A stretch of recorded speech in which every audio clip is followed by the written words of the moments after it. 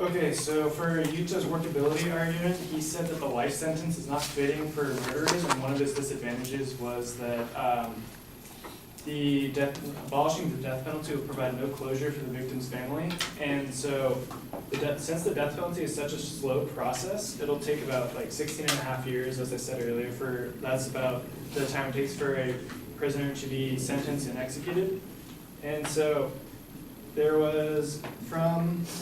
an article written in the Economist newspaper that at the end of 2011, there were 3,082 prisoners on state and federal death row in America. In that year, 43 were executed, 24 condemned prisoners died of natural causes, and 70 had their sentences commuted or overturned. And then, so the amount of time that it takes for the appeal process to take on, there's plenty of opportunities for their case to be overturned and just thrown out, and they're let free because they came up with new evidence saying that they're innocent. And so this amount of time that it takes for the appeal process can really drag out the whole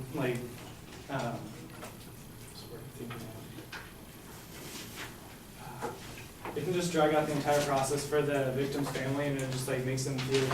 worse because they don't know what's going to happen to the person. And so life in prison is a better alternative because without life in prison, the possibility of parole is faster and it's a more effective alternative. He also brought up how the abolishment of the death penalty will lead to overcrowded prisons, and it's not the abolishment of the death penalty that overcrowds prisons, it's the entire process that causes the prison system to get clogged up because the rate that people are convicted and the amount of executions there are is very slow, and so it just takes decades to execute someone, so it's just causing the overcrowded prisons. And if we abolish the death penalty, it was written by Carol Williams in the Los Angeles Times that it's about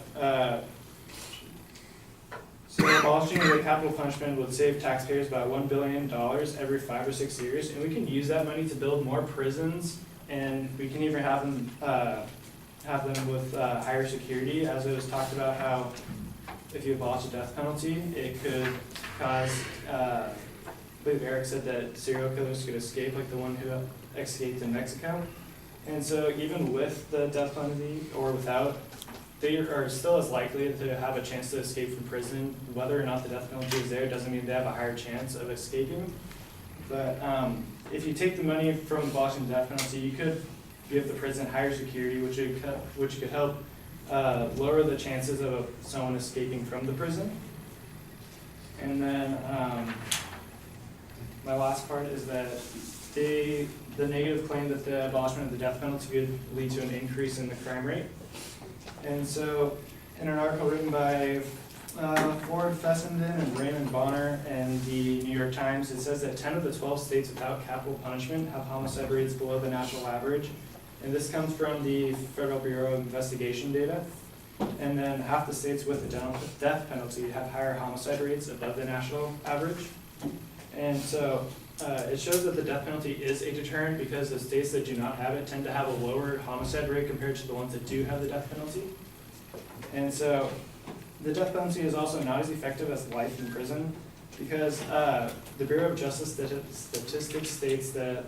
of the 8,924 people under sentence of death between 1977 and 2013, only 17% of them had been executed and 40% received other dispositions, meaning that they somehow, their case was either overturned or they got away,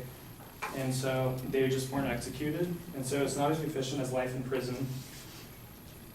And